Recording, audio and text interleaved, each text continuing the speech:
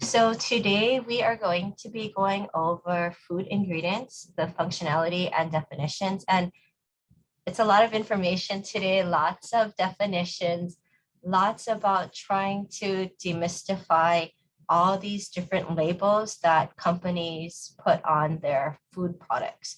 So we're primarily going to be focusing on packaged food items. So not necessarily restaurant foods or food service, but more packaged consumer goods.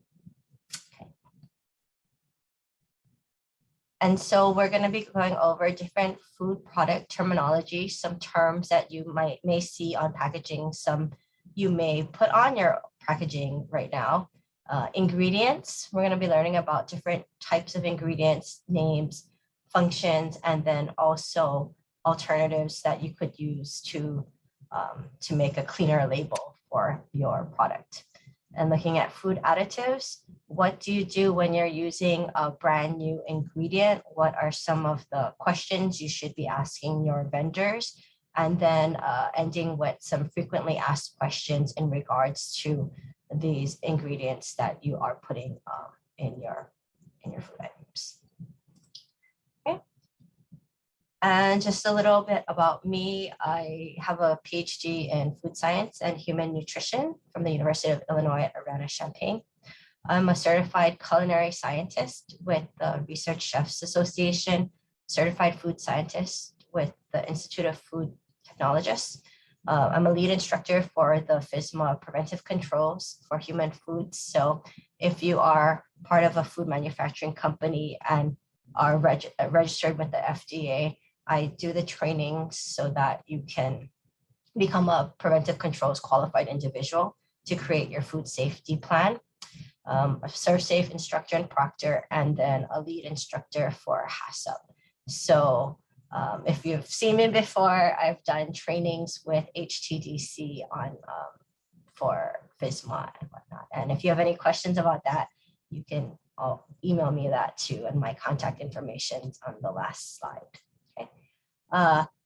During the school year, I do teach at Kapiolani Community College in the Culinary Arts program. And so I do teach, I have a background in culinary, nutrition, and food science. And so I teach students nutritional cuisines as well as food innovation and food safety here too. Okay. So there's a lot of different words, lots of different labeling on food items. There's natural, gluten-free, healthy, clean label, organic. And what does that all mean? A lot of times it's just put on bags to convince consumers to purchase your food items. But there are regulations on some of these words. And so we're going to be going over some of these terms. And if you decide to put these terms on your packaging, what is required for you as your company? Or if you're just a customer, a consumer of these products, and you're in the market looking at these food items, now you have an idea of, okay, what does it mean when I see natural on this bag, or gluten-free, or healthy, okay? Or maybe, and oftentimes some companies are putting these words on their bags and they're not adhering to the Food and Drug Administration's rules too. So you might be, if you end up putting some of these words on and you don't comply, your competitors could be turning you in, or someone could be turning you in to the FDA too and saying, hey, they're falsely claiming and advertising their food item. Okay. So we're going to be talking about some of these food product terms. So one of the biggest ones here is natural. It's natural terminology. We see it, what is natural? You know, when they say, oh, I want a natural product, I want natural ingredients, does that mean it's grown?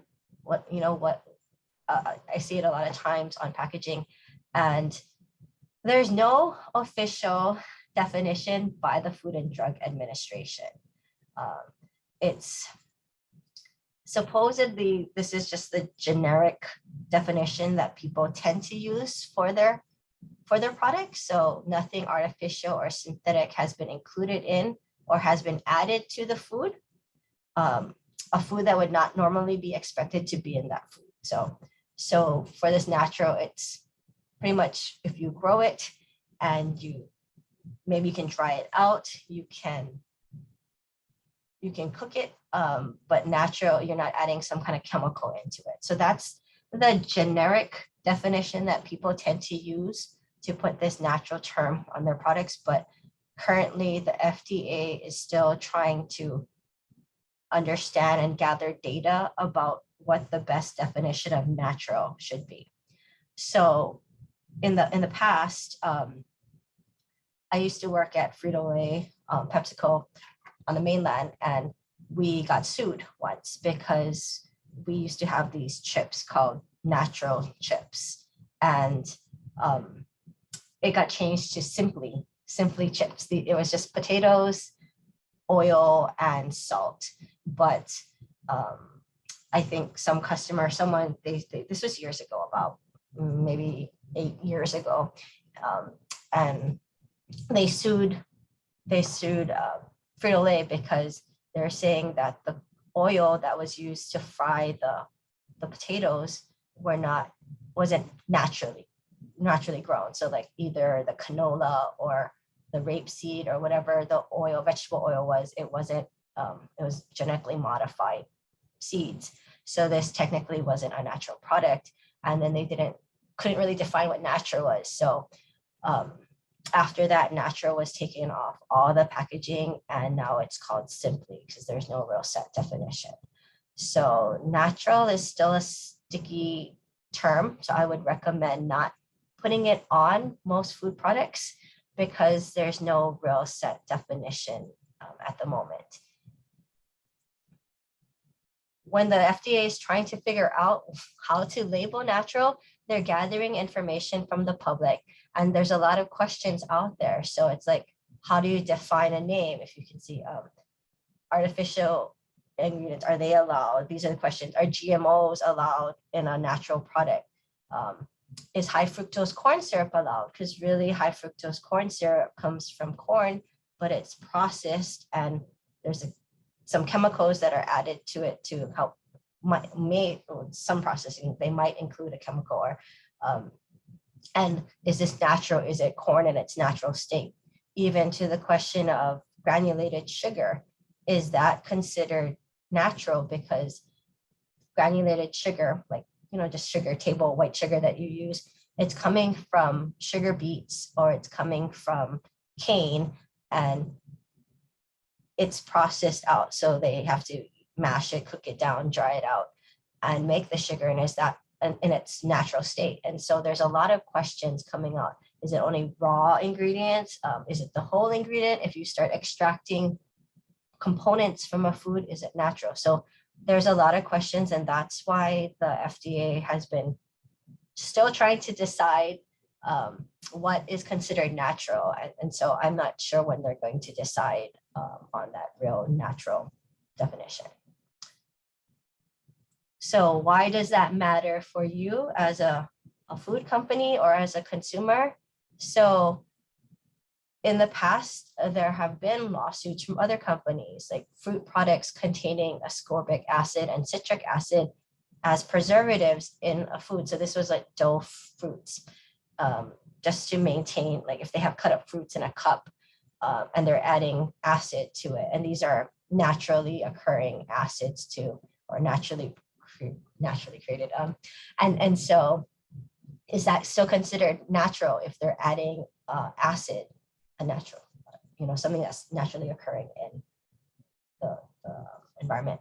And they're like, no, that might not be considered natural. What is the scale on the left? Is there a scale? Oh, here. Oh, I'm sorry. We're going back to this chat. The scale on this left here is like how many people were concerned about these different topics. So the FDA, they put out this request, hey, what's natural? And then they're just getting feedback from the public. So this is how many people. So most people were like defining the name of natural. They had concerns about, is it raw? So that's how many people sent in their comments for it. So why does it matter also? Yeah, fried oil, snacks and oils, if it's derived from genetically modified organisms, is that considered natural? Something such as even cocoa. So there's Dutch processed or alkalized cocoa, and usually it's like a darker colored cocoa. There, to make this type of cocoa, you need to use this potassium carbonate, and it's man-made. And so is this cocoa coming from cacao considered natural if now you're using this chemical, to process it? And so there's a lot of questions. Or inulin use. It's a natural fiber. You've probably eaten it at some point in all those Fiber One bars or cookies. They're putting, and it's high fiber, and they're using this inulin, and it's a natural fiber, but it's chemically extracted from chicory. So is that natural? And also, like I mentioned, granulated sugar. It's coming from a plant, which is natural, like naturally, it's grown, it's organic. But it's processed in a way, so is that considered natural? So it's something to be aware of and something to watch out for. But this whole natural terminology, they've been looking at it for, I don't know, over 10 years, and they haven't come up with a definition for the FDA yet on it. So my advice is I wouldn't put natural on your labeling for now, just in case, because a lot of these companies, examples here, there have been people suing larger corporations because they had listed natural on their label. There is natural terminology according to the USDA. So the USDA, the United States Department of Agriculture, they look at meat products, poultry, eggs, as well as there's some, some produce. They allow natural terminology. And according to the USDA, so if you're doing a meat product, you could actually label it natural. If you're a farm or you're doing poultry, you could use the word natural under the guidance of the USDA. So some of you are like, hey, I saw natural on a product. What is she talking about? Yes, you can use natural on some meat products as well as some produce, as long as you fall under this definition of must be minimally processed and contain no artificial ingredients. However, the natural label does not include any standards regarding farm practices and only applies to processing of meat and egg products. So for this natural, it's kind of sketchy too, because it doesn't account for practices at the farm, but it only applies to when you're processing the meat items. You're not using any artificial ingredients, any chemicals there. Okay. Anyone have questions on natural? We started with kind of a tough natural.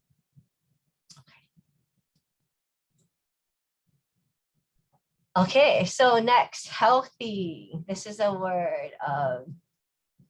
What does healthy mean? When people are like, I have a healthy lifestyle. This is a healthy dish. When I teach my nutritional cuisines class, we try to define what is healthy. If it's low fat, is that healthy? What about the sodium? What if something has high sodium? Or if it's plant-based, does that normally make it healthy? And I would say it depends. And there's no real set definition again of this term. In the dictionary, there's a term for healthy, and it's looking at mind, body, as well as like what you're putting into your body, like your food. But in regards to packaged foods, healthy, it's still, according to the FDA, it's still in public process. So it's still going through the process to be redefined because health is changing. So when you list healthy on your food product, if you fall back to the 2016 guidance of the FDA. And so they're saying that this definition to follow, if you want to currently place the word healthy on your package, it's your food are not low in total fat, but have a fat profile makeup of predominantly mono and polyunsaturated fats. So you're looking at a product that doesn't have any saturated fats or very minimum saturated fats, no trans fats, contains at least 10% of the daily value per reference amount customarily consumed of potassium or vitamin D. So right now, that's the guidance that people use to include healthy on their items. And I don't see that many products with the word healthy on it. And because of still the confusion and the lack of the new redefined word healthy, you'll see that a lot of companies are using the words wholesome or nutritious on their packaging instead of healthy because there's no FDA definition on it. So they're always looking at, okay, how are we going to get into trouble? Is there a way someone might sue us?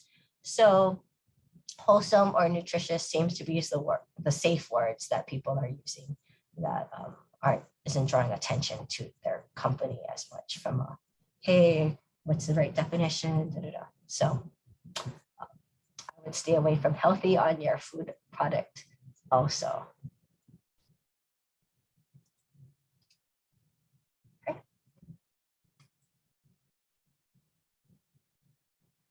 Okay, organic. So a lot of products have the word organic on it and people pay more for organic products. So it's like, okay, should we start putting organic on it? And the term organic is regulated by the USDA National Organic Program and the FDA's Food Labeling and Safety Program. Primarily the main governing body for this is the National Organic Program. And yeah, the FDA is very hesitant to state a claim, make a statement on most of their products. So they seem a lot wishy-washy a lot of times. And I think it's mainly they just want to make sure they're making the right decision and incorporating all the public's opinion. Someone asked the question, does all this apply to a website as well as physical packaging? Yes, it does. It's if you're gonna state any of these terms, if you're gonna call your product organic, healthy, if it's on your website, you will have to, that matters too. You have to follow the definitions too. And if you are gonna state any like health claims, we'll be moving on to that later on today, you would also have to have a nutrition label on your product to back it up. In the case of organic, healthy, natural, you don't need a nutrition label, but once you start talking about nutrients in your food, you would need a nutrition facts on your product, even if you're just doing like a small scale product or you're selling at the farmer's market. Any kind of advertisement like that, or even if you're at the farmer's market, I'm not sure what companies are here today, but if you're just selling direct to customer and you have like a poster in your booth, you're not supposed to promote all these benefits when if you don't fall under the proper definition, or if you're stating anything, or even like in a newspaper article, you have to make sure you adhere to the definitions of those words too. Okay. I don't know who regulates you though, but you have to make sure that you're adhering to the rules. Okay. Okay, so organic. So the USDA has an organic terminology. USDA primarily focuses on any products that have 2% or more meat, poultry in their food items. So if you do have those kinds of food items, for it to be labeled organic, foods are grown and processed according to federal guidelines addressing, among other factors, soil quality, animal raising practices, pest and weed control, and use of additives. Okay, so you want to make sure that's what it focuses on. And if you are going to use that organic term on produce, it's certified to have been grown on soil that had no prohibited substances applied for 3 years prior to harvest. Prohibited substances include most synthetic fertilizers and pesticides. So if you are trying to go for this organic terminology in your food products, you need proof and evidence. You just can't say, oh yeah, I haven't put anything here for 3 years. You need documentation to show, and you have to show that the land was clean and having test results showing that you didn't use any of these taboo fertilizers or chemicals in your land, on your land. Okay. And then there are organic tiers. So when you do label your food item organic, there are different types of organic seals or words that you could put on your packaging. And so for this 100% organic product, all your ingredients are certified. And it doesn't necessarily mean that you're the one certifying it. So say you're making a cookie and you're getting your flour from some vendor and sugar and butter, you can ask your vendors for documents that say that they're organic. So they went through the process to get their product certified. And then so for you to call your product 100% organic, you need the proof. So you should collect the documents from your different ingredient vendors and have it in case someone asks you about your package labels. Okay. Organic, and so instead of writing 100% organic, if you just list organic on your bag, 95% or more of your ingredients must be certified. And then made with organic ingredients, so that one, it's 70% or more ingredients are certified. And if it's anything less than 70% of your ingredients certified, and then you can't add another label organic on your product. But you do have the option on your ingredient statement to write like organic flour, organic wheat flour. And list, while you're listing out all your ingredients, you can write the word organic before it. So at least if you are spending extra money to use organic ingredients, you can put it in your ingredient statement so that at least your customers can be aware that you are using organic ingredients. So there's different options for you. And some people, if they can't collect all the pertinent documents to have it listed as organic, they might just call it made with organic because they don't have the proof that those other 30% of the ingredients are organic. And when I'm talking about these percentages, I'm thinking it's by weight. Sorry. Wait, I just take that back. Okay. And so how do you qualify for a USDA organic symbol? So you have different options. So you can be certified by a private, a foreign, or state entity accredited by the USDA. So if you want to go for that, you can do that. There's many options. You do need to recertify every year, and it can be pricey. So it could be like a few $100s to a few $1,000s, depending on like how big your farm is, how big. And they usually come and they check out your facility, they look at your documents, and then, yeah, you have to recertify every year. So it is kind of costly on that. Once you do get certified, you can ask for financial assistance up to 75% of your certification costs. But you have to complete the whole certification process before you can ask for assistance on it. That's what I read.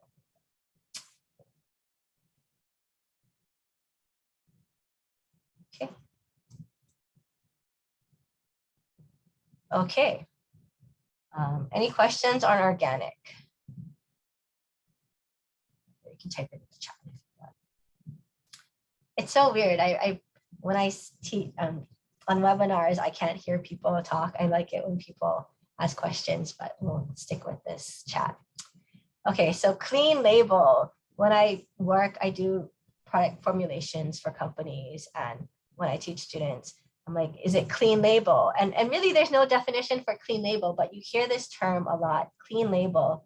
And so when you think clean, there's no set definition. It's not natural. And so really this whole clean label movement came from consumers wanting more transparency in what kinds of ingredients are being put into their products. So there's no definition by the FDA, but what the consumers really want in this whole clean label is having a short list of ingredients on your ingredient statement.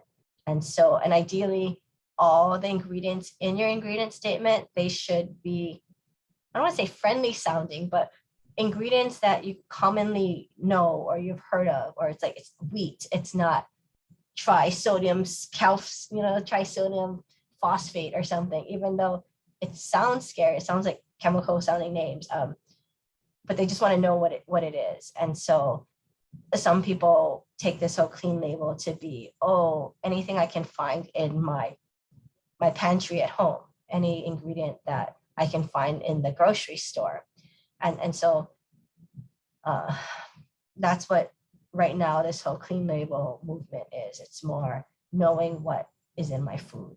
And so they don't like anything sounding like chemicals. So something like baking soda in it's sodium bicarbonate instead of, we have baking soda in a lot of baked goods, but it sounds bad, sodium bicarbonate. So instead, some companies they have the option to write baking soda on their label instead of sodium bicarbonate. Sometimes here you can, for this clean label, what some companies tend to do is they put the function of an ingredient in parentheses next to the ingredient. So if they're putting soy lecithin, that's kind of like is that clean? Is that not? And it's just a feeling. It's not, there's no document that says, okay, these are clean ingredients, these are not. It's more a feeling from consumers. And so soy lecithin is an emulsifier. And so some people write emulsifier in parentheses next to the ingredients so that people are like, okay, I understand why they're putting in this ingredient. And so this clean label, it makes it a little bit more challenging for product developers or companies to put in, I want to say chemicals or ingredients that might actually help prolong the shelf life or have other functions that are necessary for a texture of a product. And so it's challenging to reformulate if people want this clean label, but this is currently the trend that consumers want. They want to know what's going into their products. Okay, and so why should you care? Well, right now, all these clean labels and everything, this business is like at $38.8 billion in 2018, and it's expected to reach $64.1 billion by 2026. So consumers care. It's a big deal to them. And so you might want to consider trying to clean up your label a little bit more, using more foods that people know in it. And so here in this picture right here, they have this extract and they wrote what the function is, color. And you don't have to do that at all. It's more, some people do that so customers feel better when they're looking at the ingredients and saying, okay, this is safe. And so just from me talking, where I stand as a food scientist. I know the science behind ingredients. I know what their function is. And I'm always, my philosophy on developing is one, it's what your customer wants. And then two, when we talk about it a little bit more today, there's research that has been conducted on the use of some of these ingredients. And so there's research done that says, okay, some of these ingredients are safe. So I'm a fan of more everything in moderation. I'm not, let's cut out everything and let's just use ingredients that are in our home kitchen, because I see the purpose and the function of some ingredients. Because am I willing to put in a little bit of preservatives, so this food could last for a year versus just 2 weeks. I would put that in. Well, depending on the company. So it's also your philosophy for your own products too. Yeah. Okay. Okay. What does the money represent? Oh wait. Okay. Someone asked a question here. What does the dollars right here? Oh, this is how much, like the whole clean label. The money, it's how big that whole clean label industry is, like people concerned about wanting clean labels. So that this amount of money, that's how big this whole industry is. And oh wait, what does the money represent in products or an actual labeling effort? That's a good question. I don't know. Someone asked if the billion, I would assume it's for products, not the labeling efforts.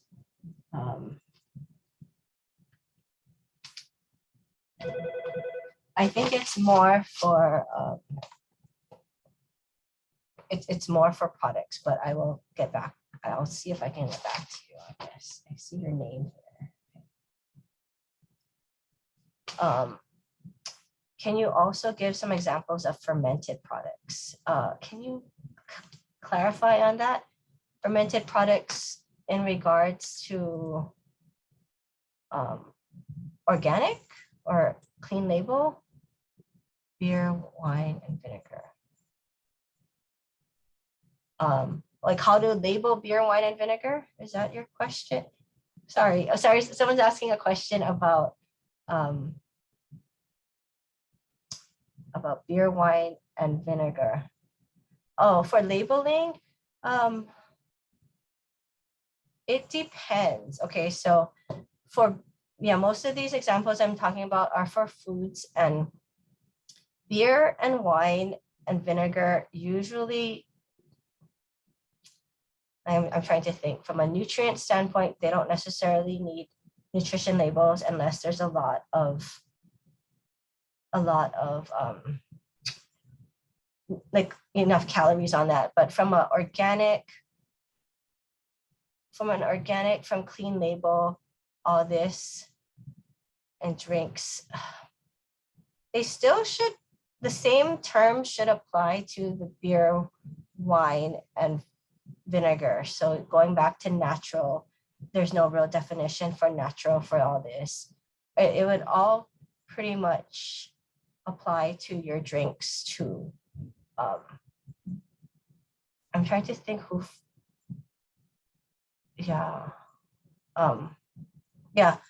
in this case, they still fall under food items. There's different rules for beer, wine, and vinegar from a nutrient labeling, but from the terms we talked about so far, you would still have to fall. So if you want the organic labeling, you still have to follow. So if you're using grains for your beer, and you want it organic, you would have to make sure the land hasn't been used, there hasn't been pesticides in it for 3 or more years. All the same things and rules would apply for it. But you do have different nutrition labeling rules for beer and wine. Like you don't have to have you don't have to have as much nutrition information on there. Let's see, I'm trying to think about wines. I'm not sure how, I'm not as well versed on beer, wine, and wines about how your customers feel about clean label. But for the most part, you're usually putting, I think there's usually standard ingredients that you put in. Like there are some chemicals that you use for clarifying wines and whatnot. And I think if they're used as a processing aid, so I think you put in some sorbates, I want to say it's sorbates into wines. I think if an ingredient falls under as a processing aid and you're using it in less than like 2%, you don't have to list it because it's an aid. So I don't know if those are the questions you're asking about too, but during the break, maybe we can chat, or yeah, hopefully I can answer your questions. Beer, wine, and vinegar person. Okay. Okay, so next we're going to talk about this National Bioengineered Food Disclosure Standard. And this one might affect you a little bit more, some of your companies. And so as of January 1st, 2022, which is this year, you are required to have this bioengineered logo or information on your food if your food contains I'm going to call it BE, bioengineered food items in it. And so bioengineered foods are those that contain detectable genetic material that has been modified through certain lab techniques and cannot be created through conventional breeding or found in nature. And so this one has been in the works, and it's just kind of quietly crept up on us. And so this list grows every so often, but these are the major, I want to say 14 crops that may have this bioengineered, you might like to list this bioengineered statement on. So alfalfa, this apple, this Arctic variety. And when I was reading up, I think one of them is like a certain green apple and a Fuji apple, canola. So that could be canola, like oil, some corn, cotton, eggplant, papaya, pineapple, the pink flesh pineapple, potato, salmon, soybean, squash, and sugar beet. And so just because you have these ingredients in your food item, it doesn't necessarily mean that you are using the specific bioengineered variety. So if you have one of these ingredients, then you would have to go to the site, like an FDA site, and then you would see what kind of variety is bioengineered. And then if so, I would recommend you go talk to your ingredient supplier and then get documentation, because not everything used in industry falls under this BE crops. Okay, so you would ask your vendor, hey, are these ingredients that you're supplying me bioengineered or derived from a bioengineered source? And if so, then you need to list it on your food ingredient.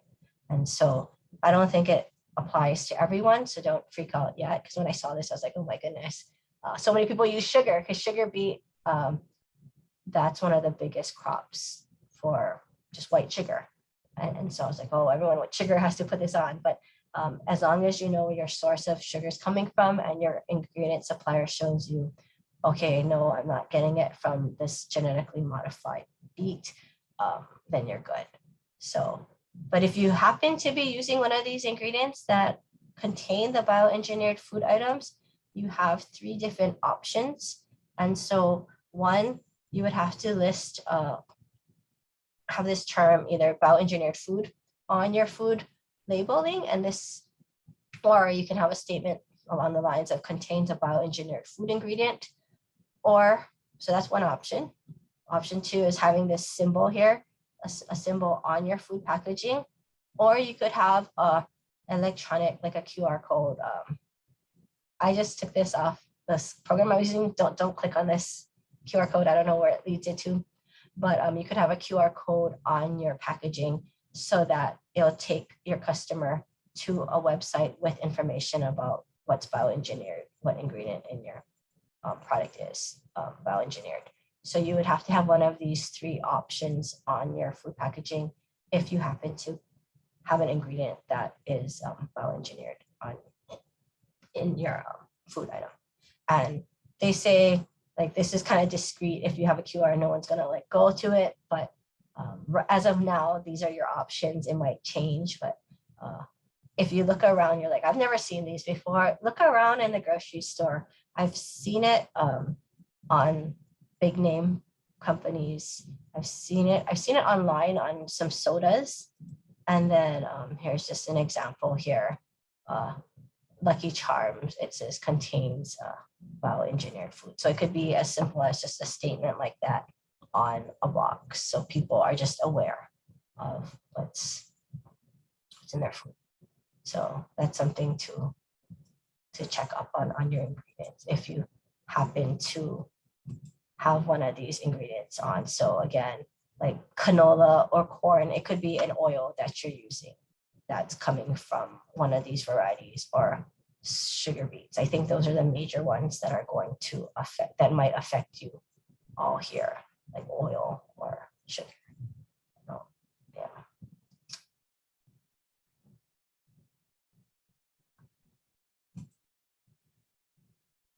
Okay.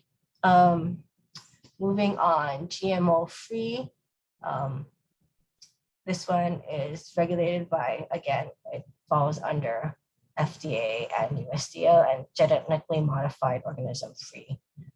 So this GMO free kind of just falls back into the whole bioengineered too. Okay, so if you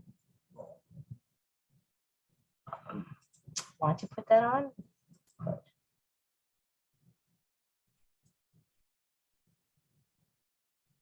Uh-oh, hold on. Okay. Next is gluten-free products. And this is specifically applied to packaged foods. So if you want— Lauren? Yes. So sorry to interrupt, but there is a question in chat from Ronald. He wants to know, does this rule extend to farm-raised seafood or livestock where the feeds may contain genetically modified corn or soy? Great question. Oh. I don't know the answer right now.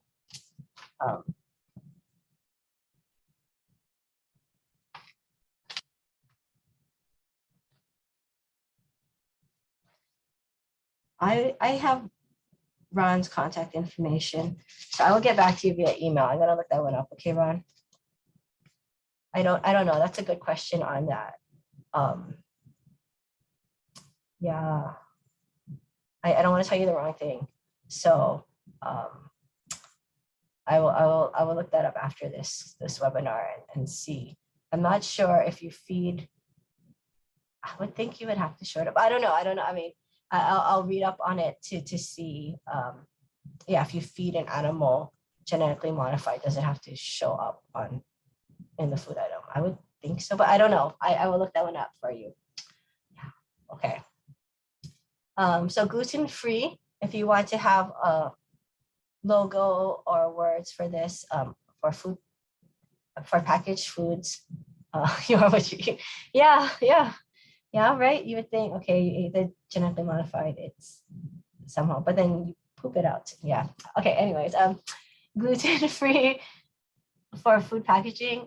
So if an ingredient has any type of wheat or rye or barley or any of those grains there, you can consider it gluten-free.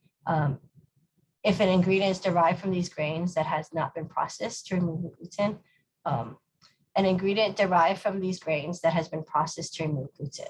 So primarily what they're looking at is you can call something gluten-free if it doesn't contain any wheat containing types of grains. And then also, if when you send it off your product for testing, it doesn't have 20 parts per million or more of gluten in your product, and then you can call it gluten-free. Okay.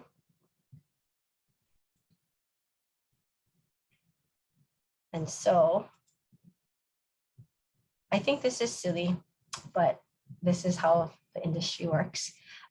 You can list, there's no rules, you can list gluten-free on any product as long as your food doesn't come into contact with gluten. So here at school, when I teach in a lab, kitchen lab, I can't really say anything is gluten-free because we use flour all the time.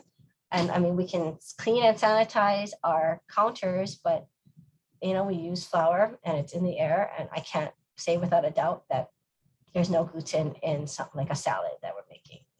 It's just that. And so companies, if they do produce food and they can prove there's no gluten, they can label their product gluten-free. So water, water, there's no reason water should have gluten in it because it shouldn't be close to wheat, companies label water gluten-free, or fruits, you can label them gluten-free. And I personally think it's silly, because it's like, how is the gluten going to go touch eggs or fruit or water bottles? But I guess some people don't know where gluten's coming from, or they're like, ooh, this is gluten-free, I'm going to buy it. And so as a marketing tool, companies put it on different products, and it's a selling point and people buy it. I always thought it was silly, but if it works for your customer, yeah, you're allowed to do that. As long as someone doesn't go test it and you have gluten in it. So these kinds of things, I feel like it's silly. I once thought it was strange to see gluten-free on Rice Krispies, which is primarily made out of rice, right? It's pretty much rice. But then I read up on it a little bit more, and rice could potentially get contaminated with wheat. Gluten is the protein in wheat. And so like Kellogg's, who makes Rice Krispies, they had to go and certify an area, like their facility, and make sure that the rice that they're bringing in doesn't contain gluten. So I was like, okay, I can see why now they're putting it on their packaging. Or oats. Oats are notoriously known to be contaminated with gluten, even though oats are not wheat. But just because of the processing and where they're stored in different mills, or they're a lot of times contaminated with wheat. And so when Cheerios came out with a gluten-free Cheerio, which is made out of oats, I thought that was strange too, but there's it has to go through this cleaning process to clean oats to make sure the gluten's not there.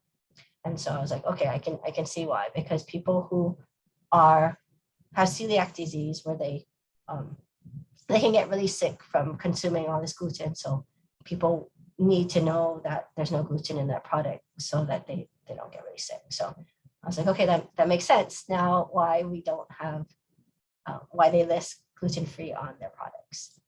Yeah, so up to you, your call on it. I mean, adding these different terms on your products probably helps some customers and maybe will set you apart from other companies, but just make sure you know the definitions, make sure you're okay with,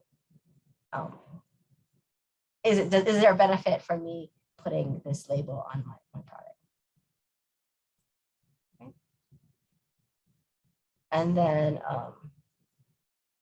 so this is just what I was talking about, gluten-free. You don't necessarily need certification to list gluten-free on your product. You can just write gluten-free and you'll be okay. From what I read too, you don't have to send your products in for testing either. But if someone does test your product and finds out that you're not under that 20 parts per million of gluten, then you're going to get in trouble. But yeah, no one really checks on you on that, but you want to make sure you're doing everything right, cleaning and sanitizing your facility so that you don't have just particulates in the air too. Okay, it's not just a pass. You should do the right thing and make sure you don't have gluten in your product if you are labeling it gluten-free. You could go another step and you could have certified gluten-free on your product. You don't have to do this, but there are organizations that you can contact and work with and you pay them. I think it's kind of pricey. I don't know. I've never done it, but you can, there's a group like Gluten-Free Certification Organization, CELAC support group, and you can have the paperwork. You can send your products away for testing, have someone inspect your facility, and then you can have this certified gluten-free logo on your packaging. And I don't know if there's been studies on if this sells more products by having certified gluten-free, or if there's a big enough market, but if it makes financial sense for your company, you might want to consider it. But I heard it's kind of pricey, but you know, if this is your niche market, you might want to look into it.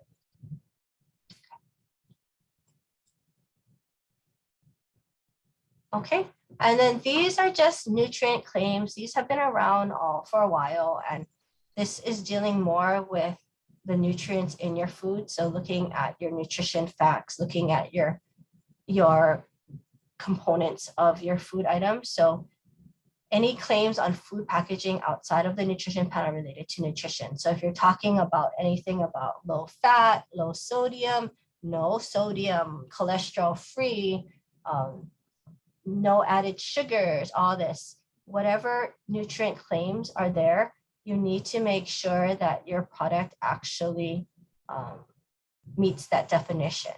So there's a bunch of nutrient claims created by the FDA. And so there are amounts that you have to comply to. So calorie free, less than 5 calories per serving.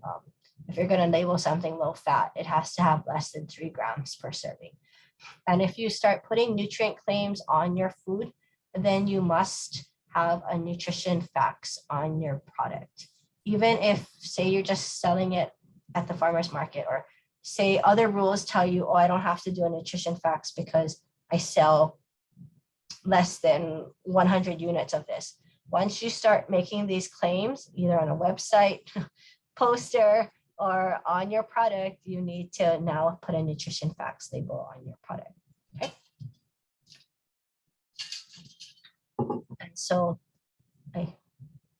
this isn't an extensive list, but here's some other terms that you could put on your product: sugar-free, high fiber, low cholesterol. And these haven't changed for years. Something to note, if you're going to write reduced sugar or reduced fat, reduced cholesterol, for that statement, there needs to be an original product that had more sugar in it for you to call it reduced sugar. So say I'm making a cookie and now I'm selling this reduced by 25% or more cookie. I can't just come out with a brand new company and say it's reduced sugar because it's reduced from what?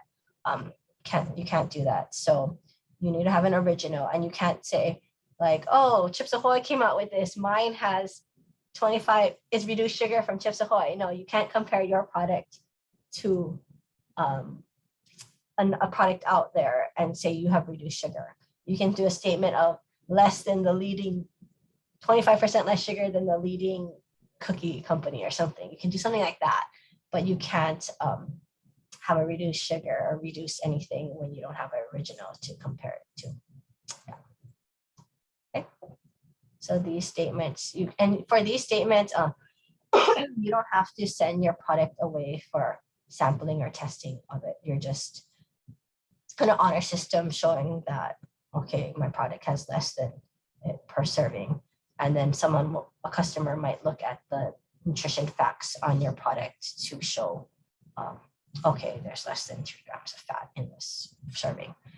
And then when we talk about nutrient claims, when we talk about servings of food items, there is a document under the Code of Food Regulations that tells you what a serving size for a food item is. So if you look in the store, like in the cereal aisle, all cereals have the same serving size. And I think it's an ounce, or all chips and cookies. I think a serving size is an ounce.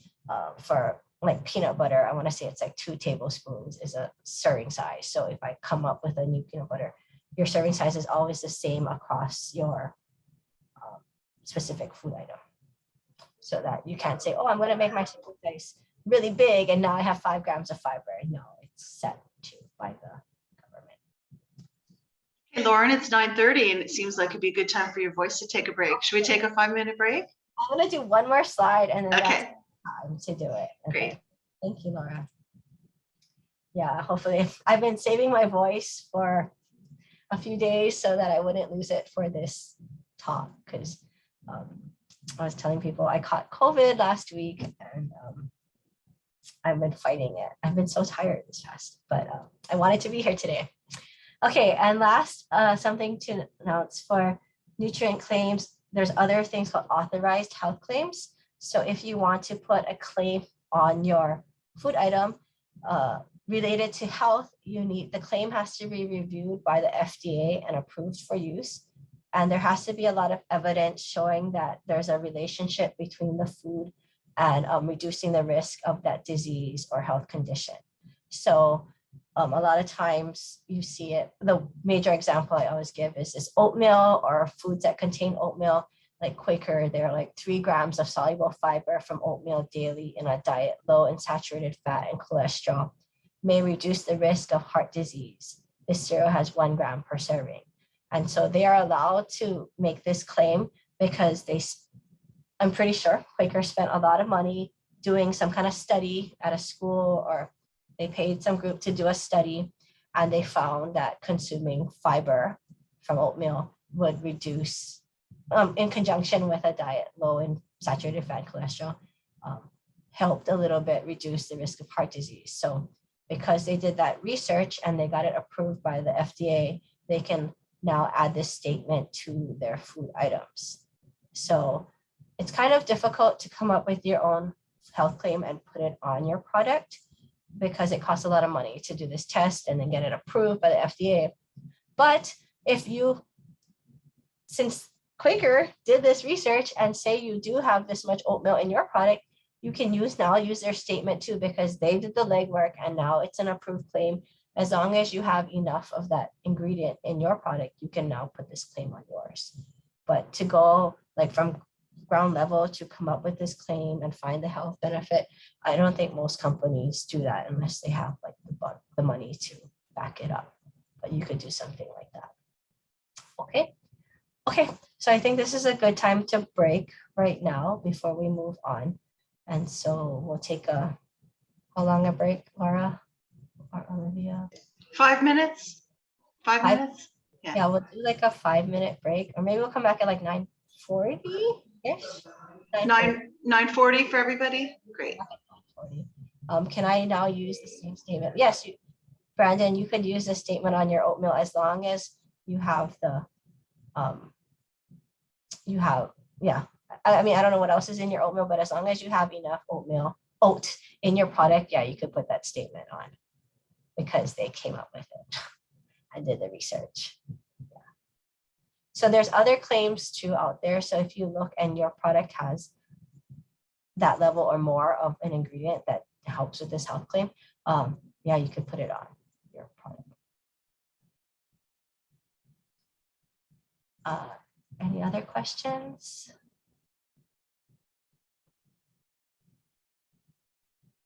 Okay, so we'll see you back at 9:40. I'll just go to the, can we find that list? Oh, okay, let me go look for it. I don't know if there's a set list, but I'll look.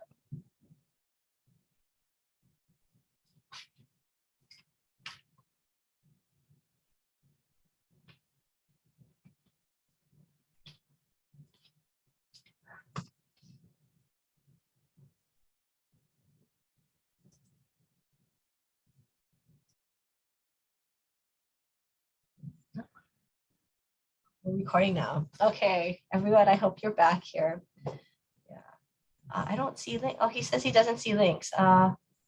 Host and you know what? Because I put it only to host and panelists here.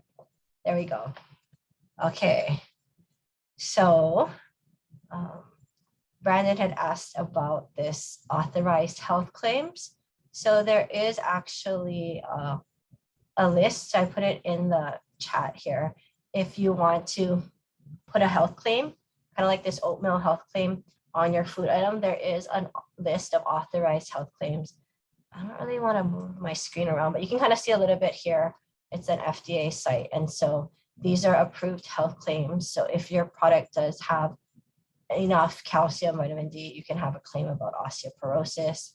But you would have to read through these different documents to see if your product has enough of an ingredient to qualify. So there's ones about saturated fat,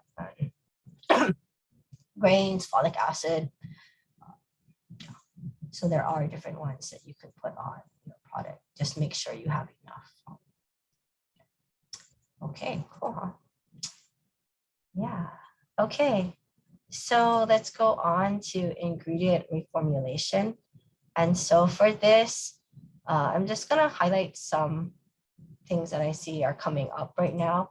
And so In the past few years, they revamped the nutrition facts format for your food products. And so what came up is this whole now, before we used to just have total sugars, and now they list this added sugars to food items. And so companies were like, oh no, now people are going to see how much sugar is actually in our product. Like if you look at juices, if you drink a lot of beverages, there's a lot of sugar in a lot of your juices now. So now people are more aware, like most drinks have about 25 to 29 grams of sugar in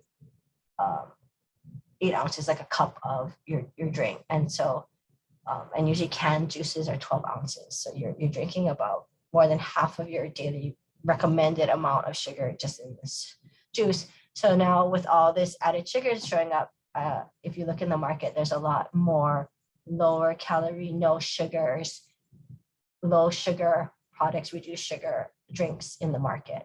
It's cleaner. People are drinking sparkling waters a lot more because there's none of that added sugar. So I was going to focus on added sugars for a few more slides here.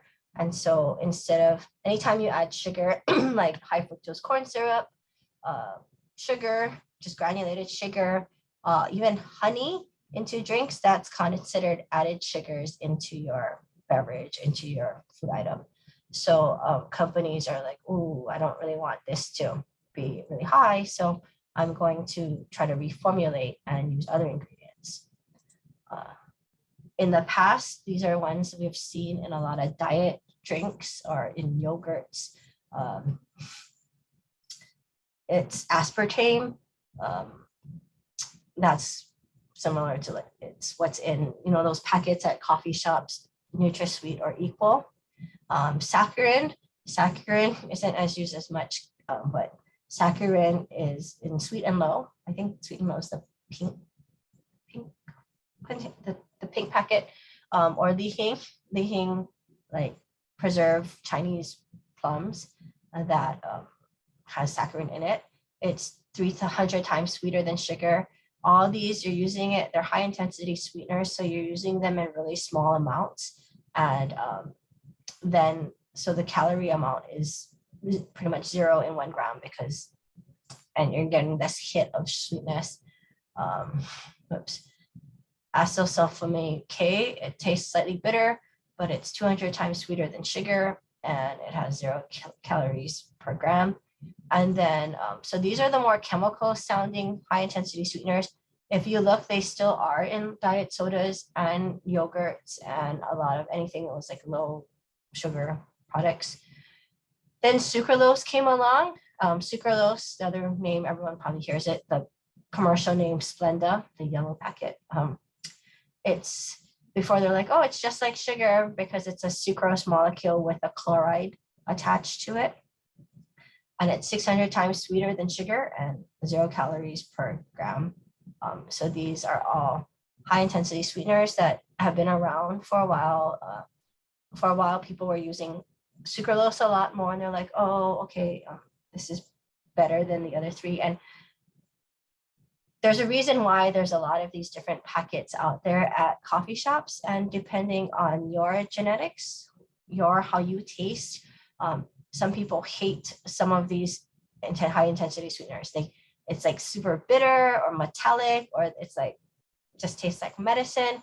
And so that's why there's so many different kinds of packets of sweeteners, whichever one is best for you. You might hate them all. Like some of you might be like, I can't even taste this. They're all great. And so that's why if you look at Coke, there's Coke Zero, which is no calorie, and there's Coke, Diet Coke, and they both have no calories, and they're using different combinations of these sweeteners, these artificial sweeteners, because they notice that some customers like a certain flavor and some don't, or sometimes it's like sickly sweet to others. So they're trying to make products that the majority of the population likes. Or even Pepsi, Diet Pepsi and Pepsi Max, both diet products, but also they change the sweeteners. They also do that too, just a side tidbit. Pepsi Max and Coke Zero are targeted towards men, because usually men don't want to be seen drinking diet products. And so although the sweeteners are different too, just the branding of it changes because I think those products are more geared towards men too. Although personally, I like Pepsi Max and what do you call it, Coke Zero more than the diets too, just from a flavor standpoint of the sweeteners, because I can really taste these three more than the sucralose. So that's what we're doing for a while, high intensity sweeteners. And then this whole natural movement, you're talking about natural. Again, I'm using this up. And so now we're kind of in this phase where we're using more natural sweeteners instead of man-made chemical sweeteners. So these here, the high intensity sweeteners, they're, I don't want to say artificially made, but they're made in a lab. And so they're synthetic materials. And so people are like, oh, we want to go more natural coming from plants. And so now you're seeing more products with stevia. And stevia is this, looks like these leaves. It's like a bush, like a shrub. And they're extracting compounds, different compounds. There's, I don't know how many different compounds found in stevia that release a really sweetness in it. And it's could be 200 to 300 times sweeter than sugar. And it's got 0 calories per gram. And this one, it's the green packet at coffee shops. And it's, you can actually buy this plant too. When I was growing up, I had a plant like this at home. My mom was into all kinds of random plants. And so when you bite into the leaves, it's actually sweet, not crazy intense sweet like this, but it's sweet, these sweet leaves. And what they do is I don't know exactly what they do, but they purify, I think they must cook it, or they somehow extract the sweetness from a plant. And so people are like, okay, at least we're not getting a chemically made product, it's coming from a plant. So you're noticing more stevia in these low sugar, no sugar types of products out there. And then this monk fruit is another one that's I'm noticing popping up into more products, and it's lo huang guo, I think I pronounce it. And it's this fruit, a Chinese fruit, it's like brown, and it's called the swingle fruit. And what they do is they take out the seeds and they take off the skin, and then the flesh, they'll take it out and they'll extract it, and then they'll extract these sweet compounds from it. And it's 150 to 200 times sweeter than sugar. And so it's got 0 calories too. So I think this is an orange packet, but I haven't seen it really in stores because I think it's a little bit more expensive than the stevia. And it hasn't made it as mainstream yet, but you can buy packets of this at the grocery store. And so in beverage formulations, I've seen more of these because people want that whole clean label. They want the natural, where the ingredients are coming from plants, I guess. And so I'm noticing that companies are putting in these kinds of ingredients too. And some people are like, I can't handle the taste of stevia, I can't handle the taste of monk fruit, but it's finding a balance. And I know some people, they're mixing different levels of stevia and monk fruit to get the certain sweetness that they want. But when you are switching to these different sweeteners, whether it's the artificial high intensity sweetener or these natural sweeteners, you are losing the mouthfeel of sugar, of just granulated sugar. And so if you do choose to switch out the calories, the added sugar into your product, you have to compensate the mouthfeel of your product. Like instead of using high fructose corn syrup that has a mouthfeel too, like a thickness, viscosity, you would have to add something else to it. So for example, if you're making a fruit juice, you might want to thicken your fruit juice with a little bit more fruit pectin to give that thickness that you're losing because you're not putting in the sucrose in there. Or you might add starch, depending on what your food product is, to get that thickness. I have seen it also blended with, so someone mentioned you might see some of these blended with other chemical sweeteners too. Yeah, so they're mixing it, and what they primarily mix the stevia and monk fruit with is sugar alcohols. So it's like erythritol or sometimes xylitol. And these sweeteners are so sweet and they're so refined and pure that if you just tasted it, like the powder, it is so intense that it's almost not sweet but bitter. And so when people switch out their regular sugar with one of these natural sweeteners, you would have to use such a small amount that they use bulking agents like these sugar alcohols, so that when you're using these sugars, at least it looks like one for one switch out with sugar. And so just a short story, a long time ago, when I was in graduate school, how long ago is this? Over 10 years ago, 15 years ago? Has it been 15 years? It's been a while. And I went to a conference and I was hearing about stevia. And I asked for a sample and I got this sample and it was the super purified version of stevia, like powder, where I open up the container and it's so fine that I could just inhale it because it was so fine. It wasn't cut with the sugar alcohol. And so I just put my finger in and I tasted it and it was so bitter and so gross. I was like, I hate stevia. This is awful. But I didn't realize that it was such a pure form that when we do consume it, like at the coffee shop, it's got so much of that sugar alcohol that as a bulking agent that I don't notice it anymore, but I had it at about, I don't know, 100 times more in that little taste than what you normally eat. And so I thought I didn't like it, but it was because I had it at such a high concentration at once that I wrote it off for a few years. But when I tried it again, like how you're supposed to taste it, it was okay. So they do blend these and cut it. Like it's rare. I don't know if you can even get, like the average consumer can't get just really concentrated stevia. Another sugar alternative is allulose, and this one is coming. I thought it was going to be in the next wave after stevia and monk fruit, but it hasn't picked up that much traction in the market. And so it's derived from figs, raisins, and maple syrup. So it's a sugar that's present, but they have to extract it from foods like this. And it's 70% as sweet as sugar.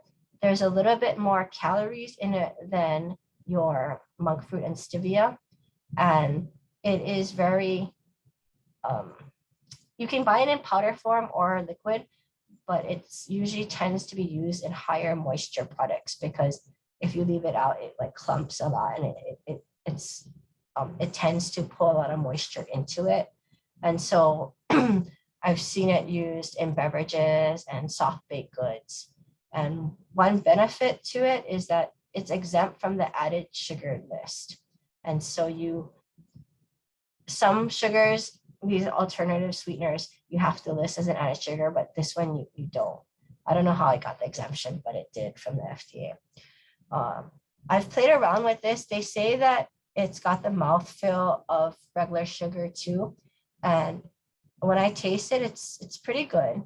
But with all these products, new products that you're using, it's always best to experiment to see what food matrix it's best in, because I was using it for like citrus juices and it didn't work well. There was this off note that I thought I imagined, and then I had other people taste it. And then I was talking to an ingredient supplier and they told me that the allulose somehow, I don't know what the exact chemical reaction is, but it's not good with citrus and some juices. So I crossed that off my list of using, but I've seen this used. I don't know if it's up and coming because it is quite expensive. I want to say like $16 a pound when sugar is probably like a little less than $1 a pound. But we'll see. The verdict's not out yet on if this is going to be the next up and coming sugar alternative out there.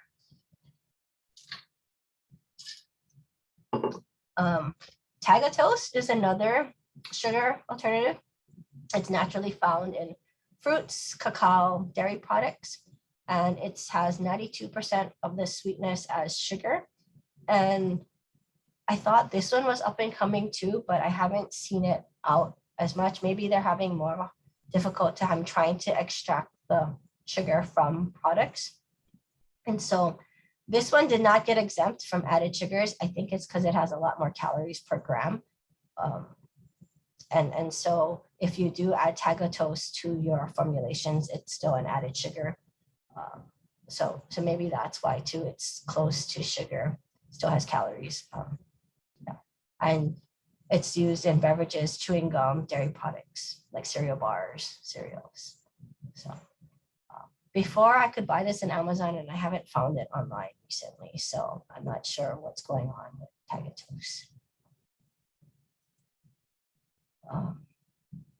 Another option that you can do for reducing the added sugar amount on your nutrition facts would be to use fruit sugars or pastes.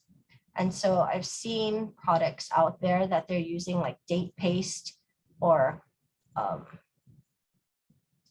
fruit purees to their products because now it's considered, and there's a fine line. If you're going to do this, send me an email too, because there's certain rules, but some companies, they can get away with, okay, if they're putting date or fruit puree in a cereal bar, it's not necessarily added sugars because you're adding like a fruit ingredient to your product.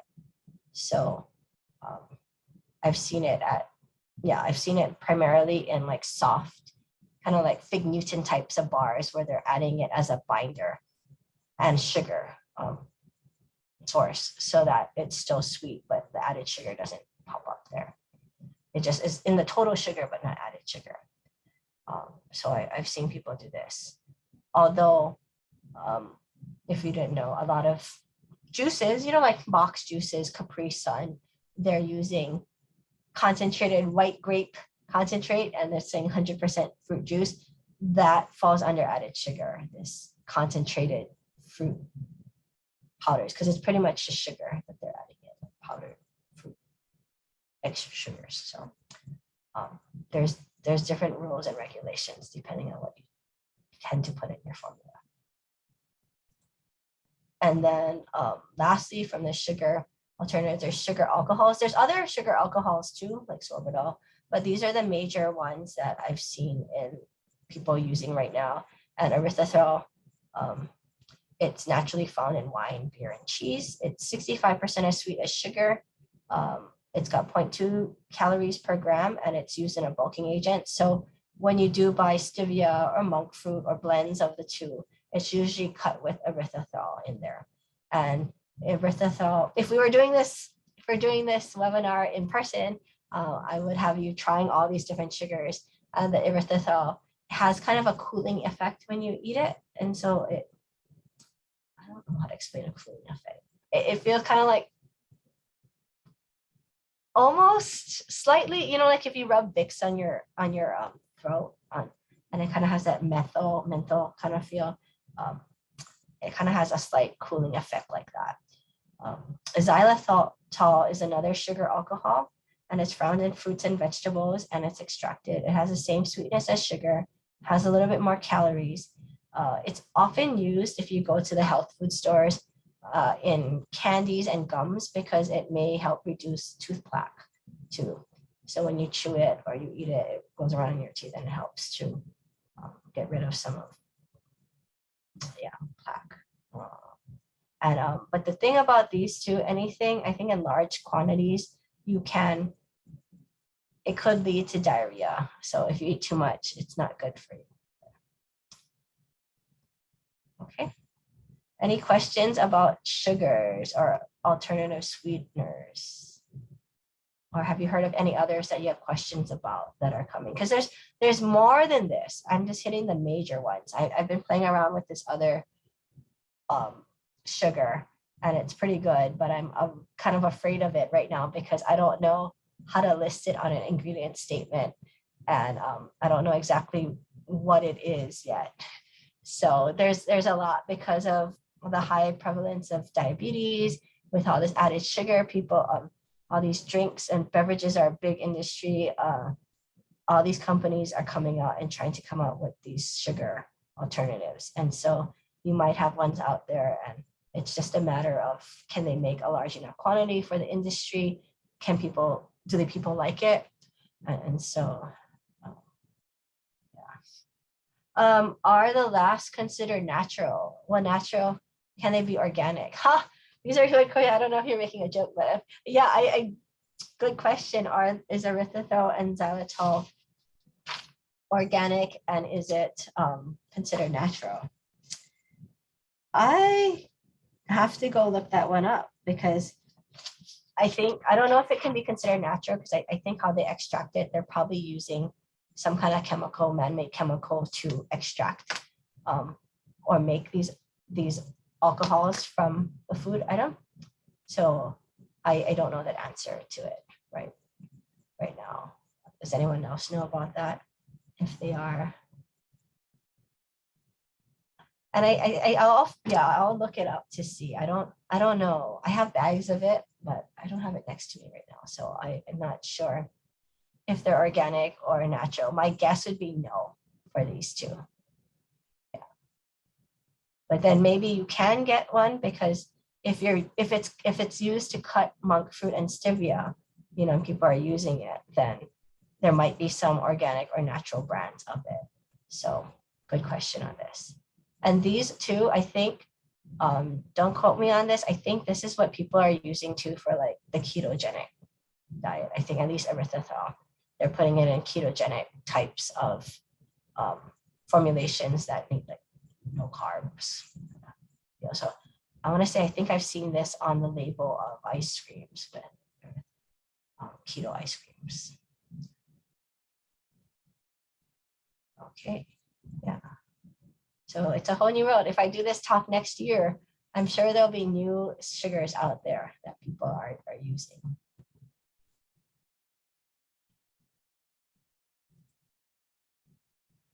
Okay. Food additives, any substance, the intended use of which results directly or indirectly in its becoming a component or otherwise affecting the characteristics of food.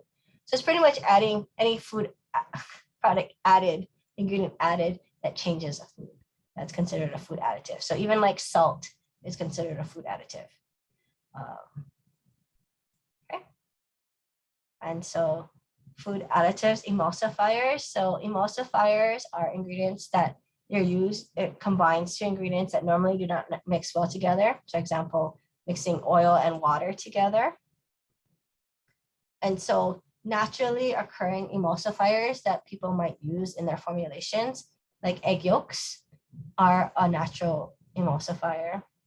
Some gums, so there's like guar gum, carrageenan, gellan, locust bean, they're coming from a natural source. Lecithin, and so that could be naturally occurring. And again, this whole natural, we talked about it when I write now. Every time I wrote natural here, I kind of cringed, because there's no real set definition, and it depends on if you want to have natural, depends on how it was processed and how the lecithin was made too.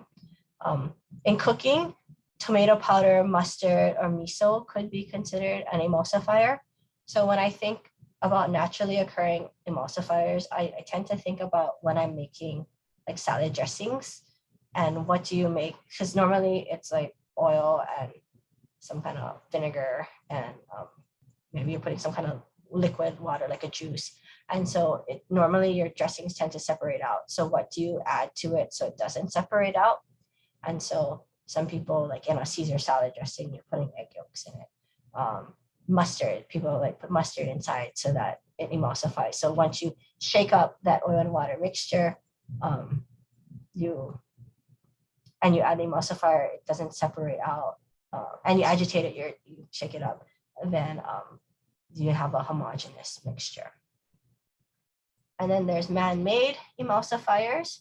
So these are ingredients that probably people wouldn't want to see on their clean label products, but there's mono and diglycerides, polysorbate 80, datum, which is diacetyl tartaric acid ester monoindex. of monodiglycerides, propylene glycol, steryl lactylates, and carboxymethylcellulose. So going back to that clean label, instead, if you've had these ingredients, you have the option, if you wanted to just have a cleaner label, you could put in parentheses emulsifier, or you can try to go and use something like this to get rid of those man-made emulsifiers, something like a gum that people know a little bit more. And then you wouldn't have these chemical sounding ingredients. But it depends on your brand, depends on your customer too, on what they're willing to view. So yeah, just something to think about when you are deciding on your ingredients. And I can tell you from experience, like when I first work with people, I ask them what their guardrails are for their products. Like, am I allowed to use any of these chemical sounding ingredients? And who is the intended customer?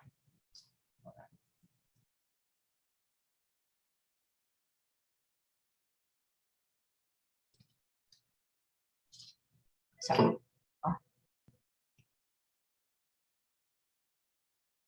Wait, hold on.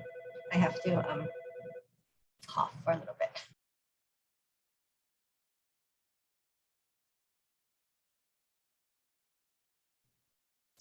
Okay, there. Let's move on.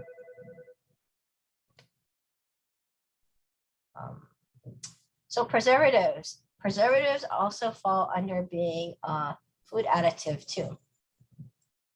So they're chemical substances added to the inside or outside of foods to extend its shelf life through slowing down spoilage, discoloration, or contamination. Okay. And so there's a huge list of them. I'm just gonna kind of give you a brief overview of what some of them are. And so these are artificial preservatives. So they are not, you can't find them naturally in the environment. So there's benzoates, and they are mold and yeast inhibitors, and they're usually found in beverages, dressings, and sauces. I think they're banned in some countries. So a lot of times I would see this in beverages, like sodium benzoate. And there's no ban against it, but I know that this is in like Coca-Cola, I think, but they're slowly trying to get rid of the sodium benzoate in the products. BHT, BHA, butylated hydroxytoluene. These are different antioxidants. They're usually found in fats or shortenings and EDTA, ethylene some acetic acid. It's to preserve the texture and flavor and color of food items. And so it might be there for pickles and for mayonnaise. So it still keeps its crunch. Nitrites. This is a botulinum, C-botulinum inhibitor. It's often found in smoked meats, fish, like hot dogs, some cold cuts. Propionates, mold inhibitor, like sodium propionate. It's often found in baked goods. And then there's sorbates, like potassium sorbates, and they're mold and yeast inhibitors. They're found in syrups, fillings, like fruit fillings and wines. But I think in the wine making process, it's there and then it's extracted out, if I'm not mistaken. And then, or if it's not extracted out, then it has to be labeled.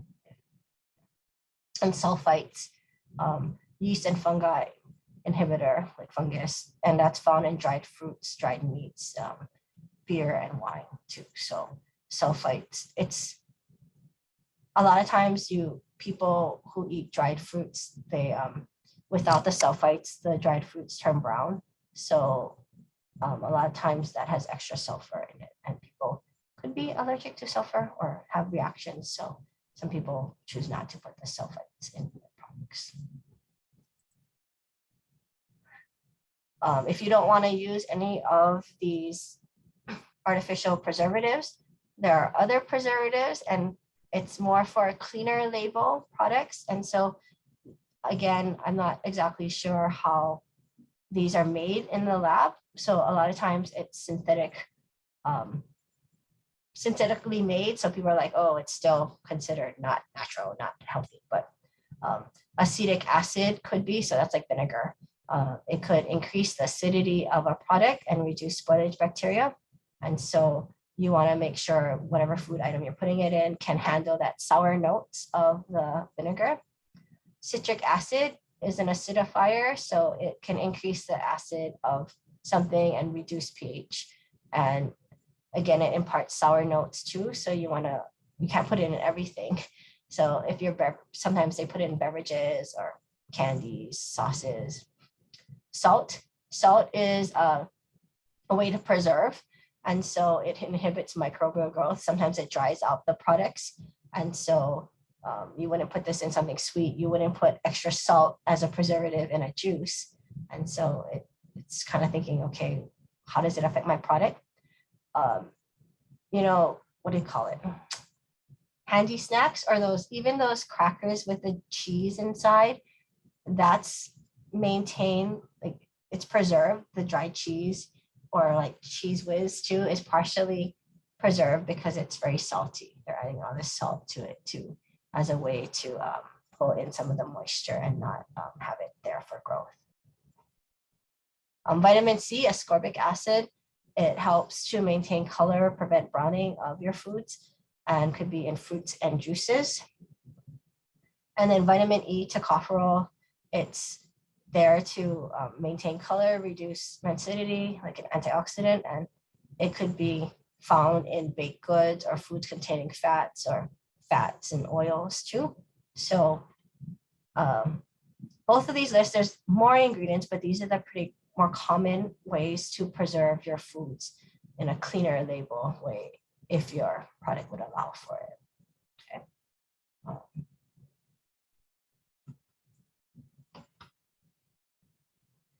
Okay. Using new ingredients.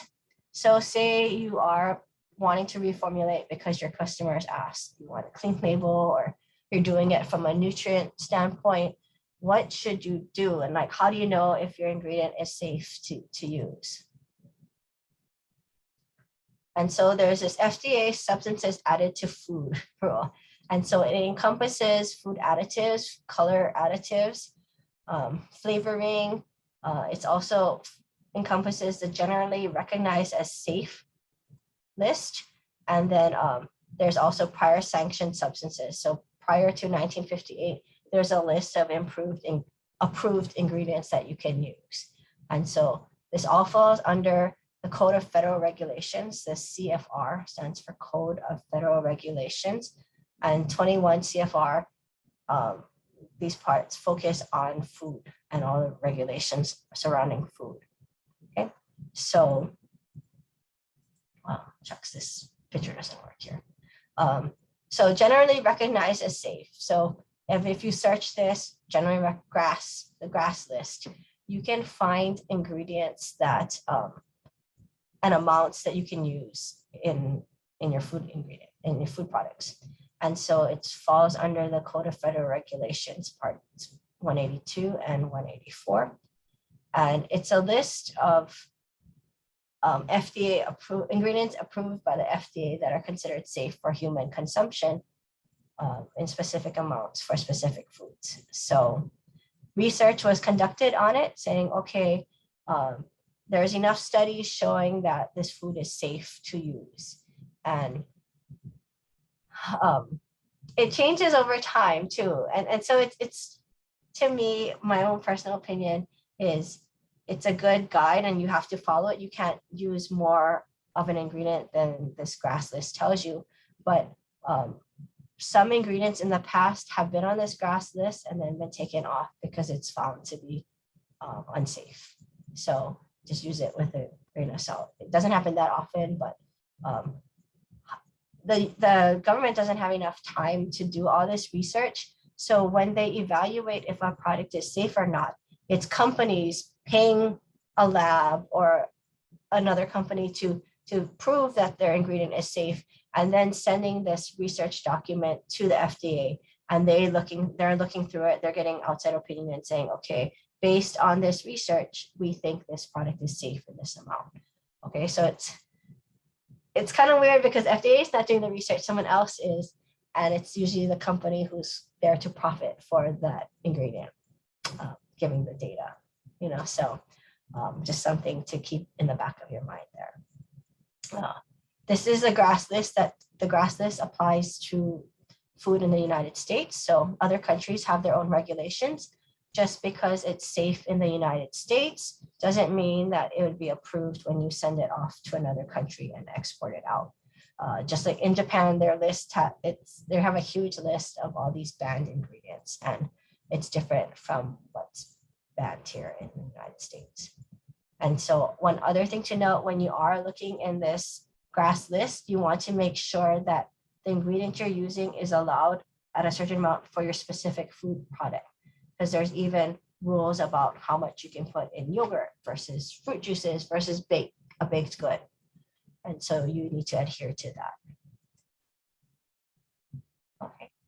So here I just took a snapshot of an ingredient. This is for saccharin. I just pulled it out for saccharin.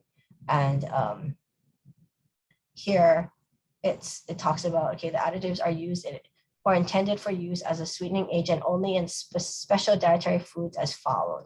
And so it talks to you, it says in beverages, fruit juices, and bases, it's not to exceed 12 milligrams of the additive calculated as saccharin per fluid ounce. And then, but it changes if you're gonna put it in for cooking, not to exceed 20 milligrams of the additive per, so you wanna make sure that you're adhering to this. And my suggestion is if you are using something like GRAS, you don't wanna be at like 12, you wanna be at like 10. You don't wanna go to almost that max limit. You wanna just make sure you're using it in as little amounts as possible just to be safe, but still have that function of your product. Okay. So let's see if I can get this. And if you want, I put it in a link in the chat. You can look up for fun the GRAS list, and you can find out information about different foods. If you have certain of these ingredients in your food product, you want to know about the safety of it. Okay.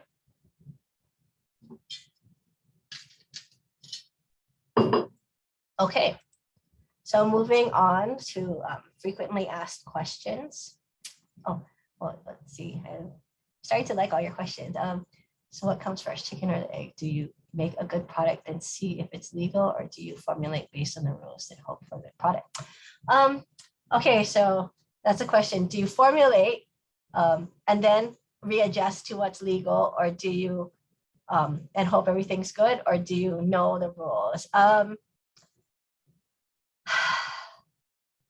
I personally, what I like to do is if I'm formulating for someone, I come up with I call them guardrails. What am I allowed to do and what am I not allowed to do? So like think about if your customer doesn't care that much, like that's like your average food, that's like your sodas, your snack foods, and then it's kind of free range and you can do whatever you want. And then I would just formulate a good product and then backtrack a little bit, because for the most part, I think the ingredients that you're going to use are safe.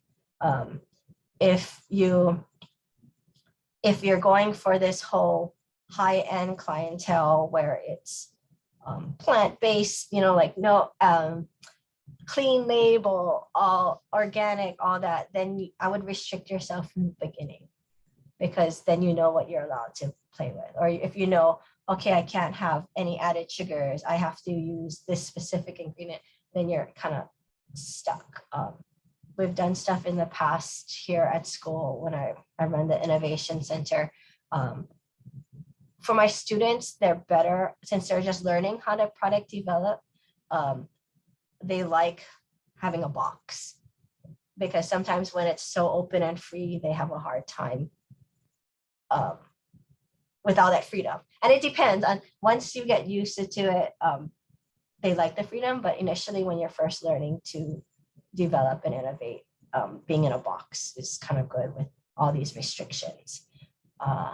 So, and for the most part, most products that are made, they're pretty legal and safe to begin with. It's when you start putting all these weird ingredients that might not be approved yet, or they're new, or no one knows enough about them. Like allulose, I would consider it still relatively new. People are learning what works and what doesn't.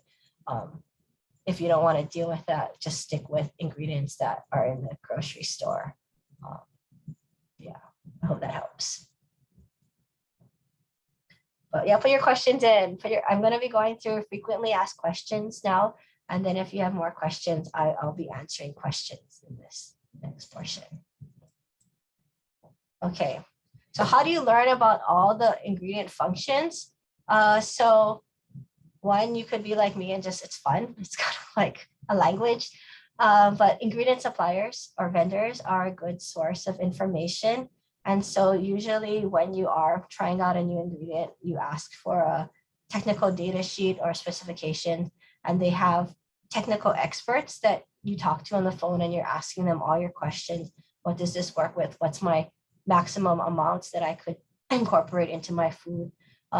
Google is great, and it's just experience over time. It's almost to the way I see cooking and culinary too, when I explain it to my students, is it's through your experiences working with food, cooking, your travels, that you create this library in your head of knowledge. So oftentimes if I'm cooking or I'm going somewhere to eat and I'm like, oh, this is really good, I want to try to reformulate this and make it at home, I can see in my head already what ingredients I can put into my food to get that same flavor profile. And you kind of like, if you like, okay, Japanese food, these are the certain flavors I use: mirin, sake, shoyu, all my different mushroom seasonings, and like what for different cuisines, you have these different pockets of flavors that hit that cuisine. And so oftentimes I don't really use a recipe at home because I have this bank of knowledge in my head of, okay, I want acid. What are my choices of acid? Lemon, lime, vinegars. And then when I don't have certain ingredients at home, I have citric acid at home. So I'll throw in some citric acid into my food because I don't have lemons. And then it has that function. So the way I treat cooking and ingredients, I also do it with cooking and product development. And it's just years of touching and experiencing the food. But when in doubt, Google ingredient suppliers. Something to note too, if you're bored, you're looking at ingredient statements, labels at the store. This is a good rule of thumb going back to chemistry or organic chemistry or chemistry from high school. If something ends in OL, it's usually an alcohol. So like the xylitol, erythritol, sorbitol, all they're sugar alcohols or alcohols. If it ends in OSE, it's usually a sugar. And so even if the word sounds really scary, like trehalose, OSE, sucrose, glucose, fructose, they're all sugars with O's. And then ACE, enzymes, lactase is the enzyme that breaks down milk sugars, lactose, transglutaminase, it's a meat glue that binds meats together. So these are rules of thumb that I like to look at. If you see these ingredients, you're like, oh, I know that's a sugar. Or how do I know if a new ingredient will work? So now I've been getting a lot of calls this past year or two about supply chain issues, not getting an ingredient because your supplier doesn't make it, or in Hawaii your company is small compared to like the big companies, national companies on the mainland, and so they're just not shipping you a certain starch or sugar or flour. And so how do you know? You have to quickly reformulate with this new ingredient and see if it works. And even though your vendor says, oh, the company says this will work perfectly, it doesn't all the time. And so you need to go through the trial and error and the research and development to make sure it works properly. you can't just take their word for it because it hasn't been always working, especially like the starch mixes and all this thing. So the best thing is to try it out before you buy a whole big pallet of it, and see. And it's tough. And yeah, I feel for all you companies who have been going through this recently. Hopefully everything will go back to normal in the next year or two. With all the supply chain issues, can I swap out ingredients? Yes, you can. But again, you need to test and make sure it serves the same function. And then something else to do, you want to make sure that you're comparing, like say you have a compound ingredient with multiple ingredients. So say you have a flour blend or a starch blend or some kind of food additive that has multiple ingredients in it. You want to make sure that no added allergens are added to your product, because now you have to put it on your label. You also, it might have more ingredients or less ingredients, but you want to make your customer aware of the change of ingredient in your product.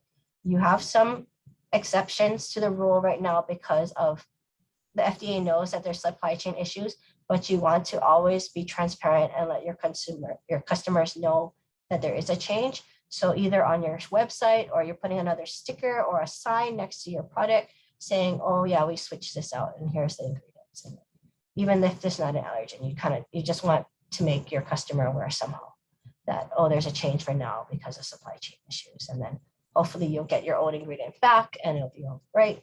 Sometimes people aren't getting the old ingredients back, so you're going to have to rechange your ingredient statement for the future. Are there situations where the packaging impacts product? Shape, size, material. Well, also something to note too about packaging. Sometimes I don't think this is the answer you're looking for yet, but packaging might contain a food additive or a chemical also. And so you want to make sure that it is noted on your label too if any of it leaches into your product. So in that sense, yes, knowing what's in your packaging matters. One, you don't want bad chemicals from your packaging leaching into your product, but there are, I've noticed in like cracker products, like Wheat Thins or Cheez-Its, it says packaging contains BHT. And so it's a food additive to prolong shelf life. And so I think over time, some of the BHT is going into your food instead of the BHT being mixed into like the dough. It's in the packaging and it's helping to preserve the shelf life of your product. And so that would have to be listed. Are there situations where the packaging impacts your product? Yes, also packaging affects, so the amount of product that you put in the package affects your nutrition facts label too, about serving size. So that could be a whole new wheelhouse too. So it matters. Like sometimes, like chip bags, it's the big grab. There's like the small lunch bag, the 1 ounce bag that you put in your kid's lunch. And then there's like the 1.5 size big grab bag. That size matters. Now, there's rules about nutrition labeling where if someone would eat one bag in a normal sitting, that would be considered a serving. So a 1.5 ounce bag, an average person would eat the whole bag. They wouldn't fold it up, put it away, and eat it later.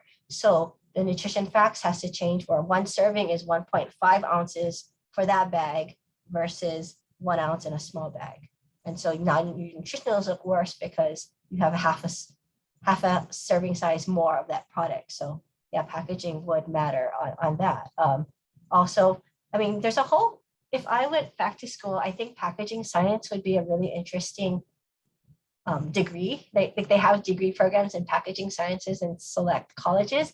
And there's so much to learn about packaging. When I was at Frito-Lay, I worked with the packaging groups and even how much space, like space in the shelves matter too. And how people complain about how much air are in bags of chips, it's not like they're trying to, it's not like they're trying to make more money. It's because when the machines drop the product in, they don't want breakage. And so ideally, the more bags of chips you can fit on the shelves, the better, because shelf space is expensive. And so they want to shove more product in the bag and sell more, but then it's not to just deceive the customer. It's one, for chips not to break, and then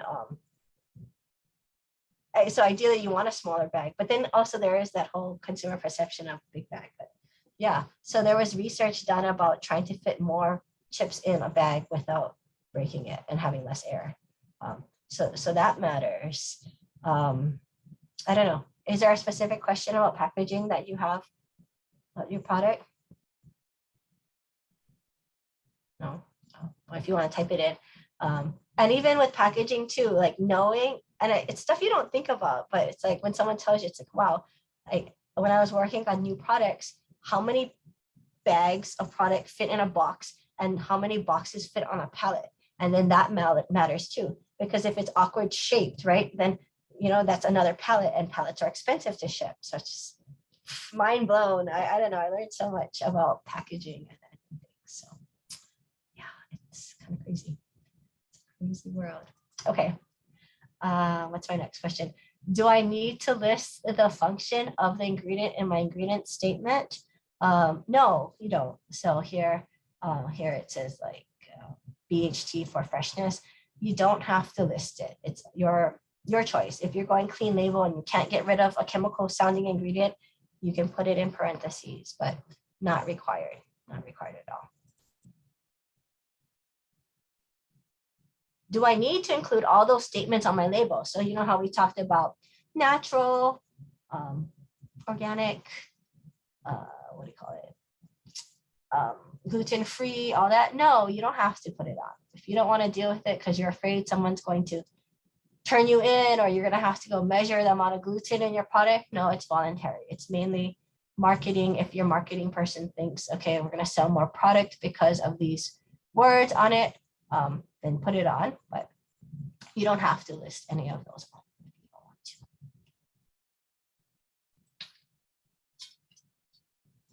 Gluten-free, no gluten, without gluten, are those the same thing? Yes, they're just different terminologies for it. So you can, whichever statement works for you, you can put it on, okay?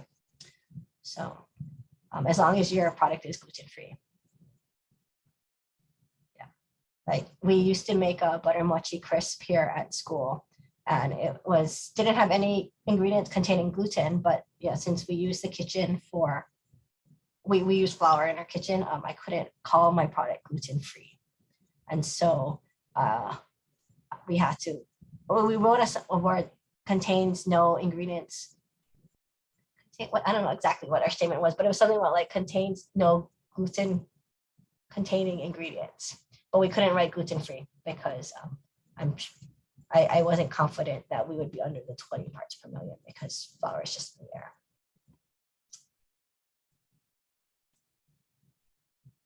Am I required to test for gluten if I have a gluten-free claim? So no, you are responsible for ensuring that your food is safe and it doesn't have it, but you're not required to test.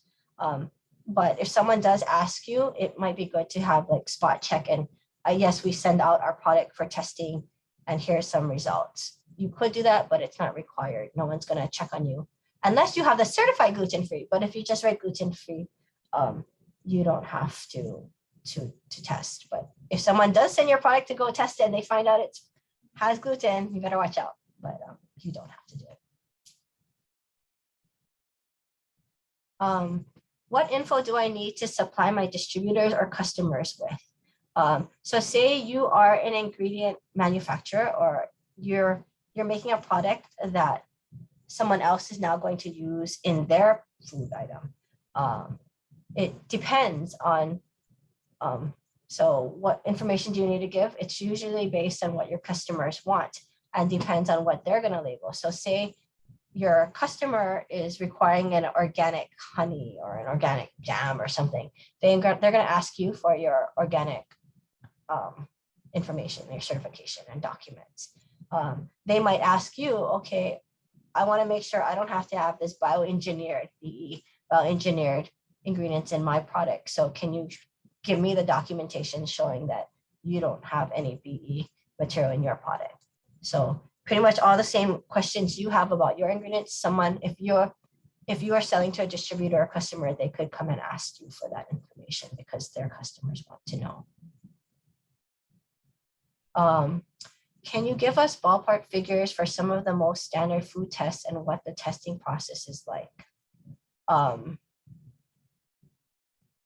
For gluten-free kind of, I know more about product testing for nutrition and food safety.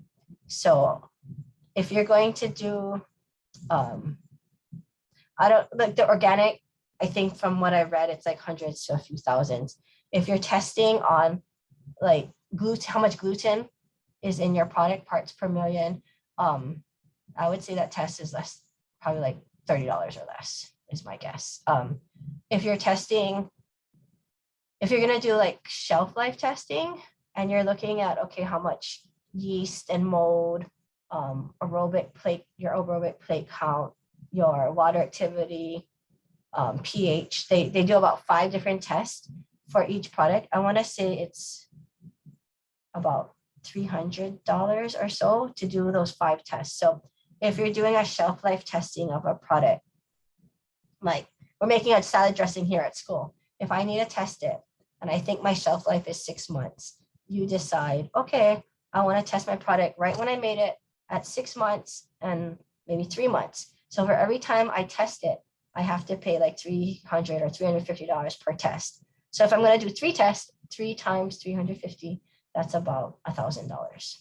If I want to test it every week, then every time I test each time period, I have to pay that much more money. Okay. If water activity, I think it's about, and this is just ballpark. Yeah. Water activity is a way to measure how much free water is there for microbial growth. I want to say that test is about $35 each time, each round they do. pH, probably, I don't know, $15 to $30 on that test. And don't quote me, yeah, sorry, don't take this as law. What else do you need to test? If you're gonna do a nutritional analysis of your food item, like some product, like when I do nutrition labeling for companies, I just use a computer program for most products because I have a database that gets me ingredients, but certain ingredients like kombucha or fried foods where I don't know how much oil is going into the product, those kinds of products, you send it away for a testing at a lab. And that is about, if it was maybe 2 years ago, it was like $700, $750. So now it's probably more because everything's going up in cost. So if you wanted a nutrition facts analysis on one product, it'd be probably about maybe $800 per product. Type some more questions if I'm not answering all your questions about these ballpark, and I'll try my best to answer them. Okay. Okay. Okay. Okay, that was a lot of information. What do I do now? Okay, so relax. It's a lot to stomach in 2 hours of information. And so maybe you don't have to do anything. Maybe your ingredients are all safe. Maybe you don't have any claims, you don't have any statements, then you're just good and you just got 2 hours of knowledge into your head.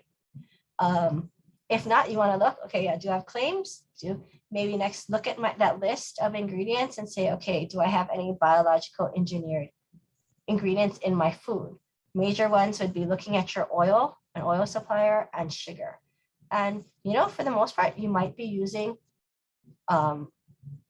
ingredients that were not bioengineered. You know, the sugar you're getting might not be in. And so it's just a matter of contacting your ingredient supplier and saying, hey, I heard we have to put this bioengineered logo on my product. Can you check to see if mine falls under this variety, you know? And they'll be like, no, you're good. And so you're good. You don't have to deal with it. If you find out that you do, then you would have to update your packaging and choose one of your options for that. if you want to add claims, you can look at your nutrition facts to see, do I want to put a low fat claim on here? Do I want to have a low sodium? Is that going to help me with my product? Like some products, if it's, you're eating an indulgent product, you don't want people to have, oh yeah, it's low fat too. Like you have to talk to your marketing person and see, is it beneficial for you to add this extra information to your package? And then, if you have changes, update it, and then make sure that your documents are up to date. So if you are doing this gluten-free or something, make sure that you have the certification. If you have a certification, make sure if you do a testing, again, you don't have to do those things, but you have a record of it so that you can show it to people or customers in case they ask, because customers do ask random questions. On your packaging, most likely you should have, hopefully, a way for your customers to contact you either by email or phone. And customer complaints or concerns or even accolades are good to have in a history so you can see what's going on with your product. And then you can, and I've noticed too, companies have asked, because customers have asked them, hey, does this have gluten in it? Hey, da da da. And you should have that information ready for you to communicate with your customers. Having a binder of frequently asked questions that your customers ask is helpful. Okay.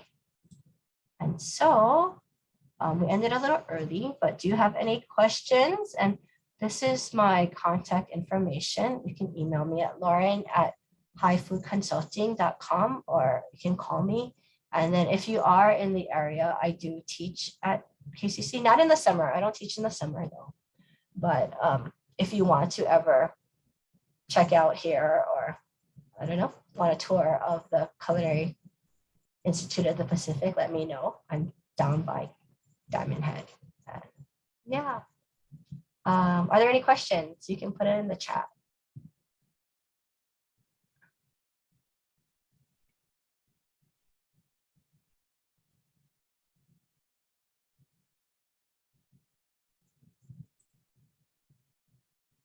Thank you. And yeah, Brian, yes, you will. You had a lot of questions, so take down my contact information. And I have questions that you asked too written here. So maybe actually, you know what, Brandon, why don't you send your email to the panelists or hosts and panelists, or to me, just me, and then I'll have it. So you can be sure I can contact you. Because I have Bob's, but yeah, I see it. It just came in. Thank you. Yeah. Okay. What kind of products do you make? I can ask. Hawaiian Vinegar Company.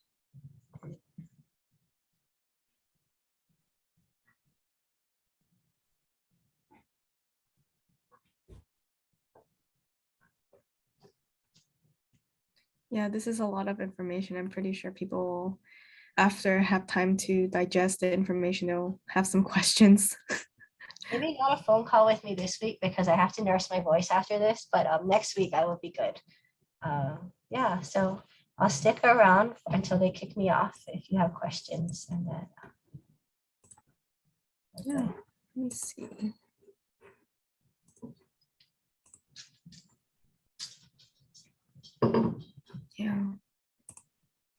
Yeah, while we wait for any last questions, just want to say before we wrap up, just as a quick reminder for the audience, this webinar has been recorded and will be shared via email for those who have registered. And yeah, if you are interested in any services from Innovate Hawaii, please do not hesitate to reach out to us.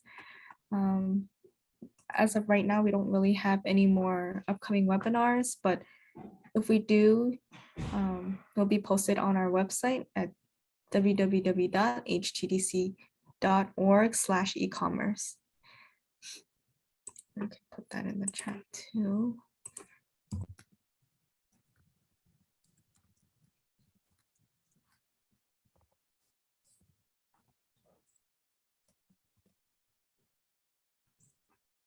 Yes. Yeah. A question, will these slides be available to review? I can get the slides from if you're willing to share, Lauren. Okay. Okay. Yeah, then I can share it to the attendees that came to the webinar. Yeah, I Yeah, should you be. can. Yeah, you can send it to me after. There's no rush. And the link I just sent in the chat, if you click on that, it'll bring you guys to our website and you can see the upcoming webinars and then our past webinars where you can all actually rewatch the videos. So if you find any, I know Lauren, you've done other webinars, selling your food items online. So that might be another interesting one for those who are here in the webinar right now. Yeah. Oh, you mentioned that some products do not need to have nutrition labels. Is there a requirement for nutrition labels to sell products out of state? Yeah, there's different rules on the nutrition labels, and once you go, it's not direct to a customer, you would need a nutrition label. It's like direct sale. So if you go to, once you give it to a distributor and they send it out, you need a nutrition label on it. And there's exemptions to the rule too. Like if you have certs, if it's under, like, I think it's 100,000 units per SKU, things like that matter too. If you're not gonna, once you put a nutrition, like any claim on it that's related to nutrients, you need to have a nutrition label. But then there's other products, like vinegar is one of those iffy ones, because if there's no real nutritional value anyway to it, you might not have to put one on. So there's always these if then one. So, but I know if it's anything like, what do you call it? Apple cider vinegar, like the Bragg's, they have a nutrition label on theirs. So it depends on a lot. Yeah. I can send you that information. There's all this. A lot of regulations. Yeah. So some people choose to put a nutrition label on right away because they know they want to scale up and go big and send it to people. But like if you're just, and if you're food service, you don't have to put a nutrition label if it's direct, like you have a restaurant and you have your vinegar and you're selling it there. You're going direct to customer that way. But if you have your vinegar and you're selling it and you have your friends sell it in their restaurant, that's not direct to customer sales, because now you sold it to that restaurant to sell or that store to sell. It's weird, John. Sorry.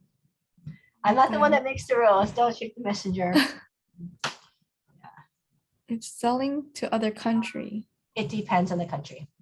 And so you would have to adhere to their rules. And so if you're going to like Japan, they have their own nutrition facts and they have their own, we haven't even gotten into, and they have different allergens, and they don't like certain ingredients either. And so they won't bring it in if like even a component ingredient of yours falls under like their ban list. So you would need to talk to someone from the country that you want to export to, and then they would help convert your label and make it. But it depends on, it's country specific. So I'm not giving you any positive news, am I? Sorry. It's like, oh, more work, but I have to comply. Oh, yeah, it is good to know.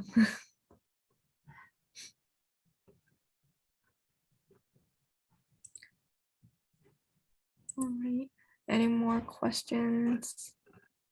Let's see. Because if not, you guys can always email Lauren directly. Make sure to take down her contact info on here. Do you have anything else, Lauren, or? I'm good. Thank you. Good. Yeah, no, thank you so much for this webinar. It's really informational, and I'm pretty sure all the attendees have a lot to soak in. Yeah. All right. Thank you, everyone. Mahalo. Bye.